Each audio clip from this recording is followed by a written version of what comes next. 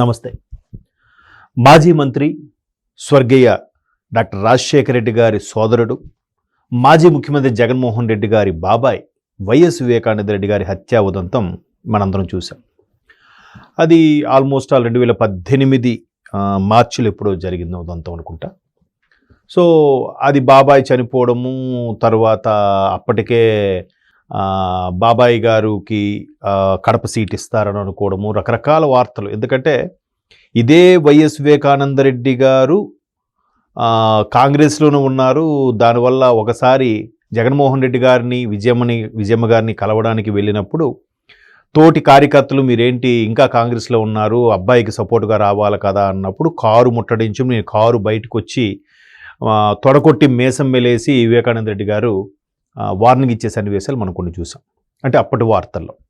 అయితే తర్వాత ఆయనే వైకాపాలోకి చేరిన వైనం చూస్తే ఖచ్చితంగా మరి కడప స్థానం ఆయనకే సొంతం అవ్వాలి.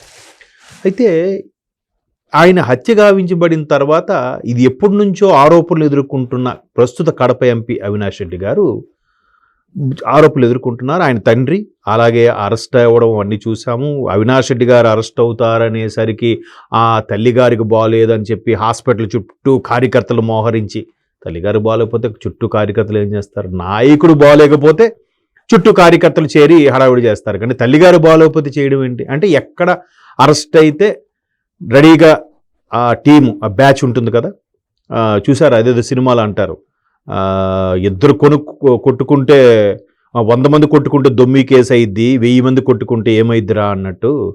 సో అట్లాగా ఏదో చేద్దామని ప్లాన్ చేశారు, వర్కౌట్ అవ్వలేదు, వాళ్ళు కూడా అరెస్ట్ చేయలేదు.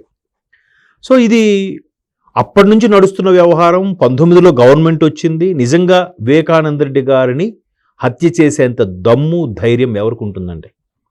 రాజశేఖర రెడ్డి గారి కుటుంబం వైపు కన్నెత్తి చూడాలంటేనే వాడికి ప్యాంట్ తడిచిపోద్ది ఎవరికైనా సరే. అలాంటిది మాజీ మంత్రి, ఒక దివంగత ముఖ్యమంత్రి సోదరుడు, జగన్మోహన్ రెడ్డి గారి బాబాయ్ ఎట్లా వైఎస్ వివేకానంద రెడ్డి గారి హత్యను చేయగలదు? సో మొత్తం వ్యవహారం అంతా బయటకు వచ్చింది. దస్తగిరి అప్రూవ్గా మారాడు, దస్తగిరి మొత్తం డీటెయిల్గా చెప్పాడు. తర్వాత దస్తగిరి థ్రెటనింగ్, ఇవన్నీ ఏదైతే సిబిఐ ఛార్జ్ షీట్లో పొందుపరిచిందో దాని మీద సినిమా కూడా తీశారు. అఫ్ కోర్స్ అది అబద్ధము అని చెప్పే ప్రయత్నంలో భాగంగా కొంతమంది ఫేక్ దర్శకులతో, ఫేక్ ప్రొడ్యూసర్స్తో చంద్రబాబు నాయుడు గారి మీద సినిమా తీపించారు. ఈ వాస్తవాలు ఎప్పుడు దాగవు కదా. సరే, మొత్తానికి ఇది కేసు ఎప్పటి నుంచో నడుస్తుంది. ఆ దస్తగిరి ప్రూవ్గా మారాడు, తర్వాత గంగిరెడ్డి, వీళ్ళందరూ, దేవిరెడ్డి శివశంకర్ రెడ్డి, అలాగే వైఎస్ భాస్కర్ రెడ్డి గారు, వైఎస్ అవినాష్ రెడ్డి గారు, వీళ్ళు రాజకీయ లబ్ధి కోసమే ఆయన చంపించేశారా అనే దాని మీద వార్తలు పుకార్లు షికార్లు చేశాయి. తర్వాత సిబిఐ ఛార్జ్ షీటు. ఇప్పుడు ఈడీ కూడా ఇవాళ ఈ శుక్రవారం అంటే ఆగస్టు 21, 2026 ఒక నోటిఫికేషన్ జారీ చేసింది, అంటే బులెటిన్ లాంటిది రెడీ చేసింది. అందులో ఏముందంటే, ఈ ఏదైతే వివేకానంద రెడ్డి గారికి సంబంధించి సుపారీ కోసం సుమారుగా 40 కోట్ల వరకు అనుకున్నారో, అందులో ఈ దస్తగిరి, అందులో కీలకంగా ఉన్న దస్తగిరికి ఒక 5 కోట్లు ఇస్తారన్నట్టుగా గంగిరెడ్డి చెప్పారట. సరే, గంగిరెడ్డి చెప్పారు కదా అని అనుకుని ఆయన అన్నీ చేసిన తర్వాత సునీల్ యాదవ్ అనే వ్యక్తి ద్వారా ₹1 కోటి పంపిస్తే ఆ సునీల్ యాదవ్ 25 లక్షలు మింగేసి 75 లక్షలే చేతి పెట్టాడట. సరే, 75 లక్షలు చేతి పెట్టాడు కదా ఈయన, ఇలాంటి మళ్ళీ ఎప్పటికైనా పెద్దవాళ్ళ వ్యవహారం, వాళ్ళు బాగానే ఉంటారు, తప్పించుకుంటారు, కింద స్థాయిలో ఇరుక్కుపోతారు అని గ్రహించిన దస్తగిరి మొత్తానికి ఎప్పుడుగా మారాడు, అన్నీ చెప్పాడు. తర్వాత తన మిత్రుడు సయ్యద్దో మస్తాను, నాకు పేరు గుర్తు రావట్లేదు, తనకిచ్చి పంపిస్తే తను ఎక్కడో దాచాడో ఆయన లాకర్లోనో దగ్గర 40 లక్షలు 46 లక్షలు దొరికాయట. సో బండారం మొత్తం బయటపడింది. ఇప్పుడు ఈ నోటీస్ రిలీజ్ చేసిన ఈడీ ఎప్పటి నుంచో, ఎందుకంటే సుప్రీంకోర్టు ఎక్స్ప్లెనేషన్ అడిగింది. ఈవెన్ జగన్మోహన్ రెడ్డి గారి కేసు విషయంలో కానీ, అవినాష్ రెడ్డి గారి కేసు విషయంలో కానీ, ఎవరు RRR గారు లేదంటే పురంధరేశ్వరి గారు లాంటి వాళ్ళు లేఖలు రాయడం వల్ల ఈ ఎక్స్ప్లెనేషన్ ఇస్తూ, అప్పుడు తెలంగాణ హైకోర్టుకి తిరిగి సుప్రీంకోర్టు అడిగితే తెలంగాణ హైకోర్టు మొట్టికాయలు వేస్తూ ఇది ఎంతవరకు వచ్చిందని అడగడం, దానికి సిబిఐ కోర్టు కానీ, ఈడీ ఎన్ఫోర్స్మెంట్ డైరెక్టర్ కానీ మొత్తానికి రంగం సిద్ధం చేస్తే ఇవాళ ఎన్ఫోర్స్మెంట్ డైరెక్టరేటు ఒకేసారి కడపలోనూ హైదరాబాద్లోనూ 7 చోట్ల అవినాష్ రెడ్డి గారికి రిలేటెడ్గా ఉండే ఇళ్లలో సోదాలు చేస్తే, ఒక కడప ఇంట్లోనూ హైదరాబాద్ ఎక్కడో తెలియదు కానీ మొత్తానికి ఒక దగ్గర ఒక 2 బాక్సుల్లో క్యాష్ దొరికిందట, అక్షరాల 24 లక్షల రూపాయల క్యాష్. చూడండి అసలు జనరల్గా ఒక మధ్యతరగతి వాడో లేదంటే ఇంకెవరైనా 24 మంత్ ఎండింగ్ 20వ తేదీ తర్వాత అంటే వాడికి 24 రూపాయలు కూడా అకౌంట్లో ఉండడం కష్టం. అలాంటిది 24 లక్షల క్యాష్. ఎంతమందిని అన్యాయంగా చిత్రీకరిస్తే వచ్చిందో, ఎంతమందిని అన్యాయంగా రకరకాల ఎసెన్సు లెక్కరని చెప్పి ఏవో 10 రూపాయల బాటిల్ 200 రూపాయలకి అమ్మితే వచ్చిన డబ్బులు అవి తెలియదు, కానీ మొత్తానికి అవి దొరికాయి, వాటిని సీజ్ చేశారు. అలాగే గతంలో ఉండే కేసులకి దీనికి అనుసంధానించుతూ అన్నీ ఇన్వెస్టిగేట్ చేశారట. అలా ఇన్వెస్టిగేట్ చేసిన వాటిలో ఇవాళ అవి దొరికాయి.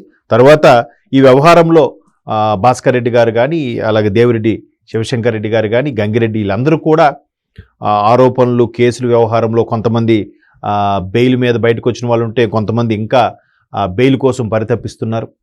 అంటే ఎంత పక్కాగా పకడ్బందీగా అన్నీ తెలుస్తున్నా, ఛార్జ్షీట్ దాఖలవుతున్నా, సిబిఐ ఛార్జ్షీట్లో రాజకీయ లబ్ధి కోసమే వివేకానంద రెడ్డి గారిని చంపేశారని చెప్పినా కూడా సునీత గారు స్వయంగా కొన్ని ఫోన్ కాల్స్, ఆడియో లీక్స్, అసలు అప్పటిగా ప్రతిపక్షంలో ఉన్న జగన్మోహన్ రెడ్డి గారికి ఉదయం 5 గంటలకే 6 గంటలకే ఫోన్ వచ్చిందని చెప్పి ఒక వాంగ్మూలం ఏదో వచ్చింది. తర్వాత ఐఏఎస్ ఆఫీసరు లేదు నేను అలా చెప్పలేదని చెప్పి మాట మార్చేయడం. బట్ ఇవన్నీ సిబిఐ రికార్డ్ చేసింది. ఎప్పుడో ఉదయం రాత్రి చనిపోతే తెల్లవారిసరికి వివేకానంద రెడ్డి గారు చనిపోయారని తెలిస్తే సాయంత్రం 5 గంటలకో 6 గంటలకో వెళ్ళారు పరామర్శకి చూడడానికని. ఇలాగ ఎన్నున్నా కూడా లేదు, అది అబద్ధం, మా మీద కక్షతో సాధిస్తున్నారు, కాంగ్రెస్ వాళ్ళు కక్షతో సాధించారు, టీడీపీ చంద్రబాబు నాయుడు గారు అప్పుడెప్పుడో ఎర్రన్నాయుడు గారు లేఖ రాశారట, ఇంక ఇప్పటికి అదే పట్టుకొని ఎర్రన్నాయుడు గారు చెప్పారంటే టీడీపీయే చంద్రబాబు నాయుడు గారే ఈ అరెస్టు చేయించారు, చంద్రబాబు నాయుడు గారు చంపని చెప్పారా? అంటే ఇప్పుడు కూడా చూడండి, ఆ మాజీ మంత్రి అనిల్ కుమార్ యాదవ్ గారు క్లియర్గా మంత్రి శ్రీధర్ అప్పలరాజు గారు వాళ్ళ అబ్బాయి యాక్సిడెంట్ చేశాడు, తప్పులే, అది యాక్సిడెంట్ అంటేనే అన్ఎక్స్పెక్టెడ్గా జరిగింది. సరే అయిపోయిన తర్వాత ఆయన తీసుకెళ్ళి హాస్పిటల్లో జాయిన్ చేయడమో, లేకపోతే ఇలా జరిగింది అయ్యో చనిపోయాడా అని చెప్పి వాడికి నష్టపరిహారం చెల్లించడమో, మేము అనుకోకుండా తగిలిందని ఏదో అయిపోయింది కదా.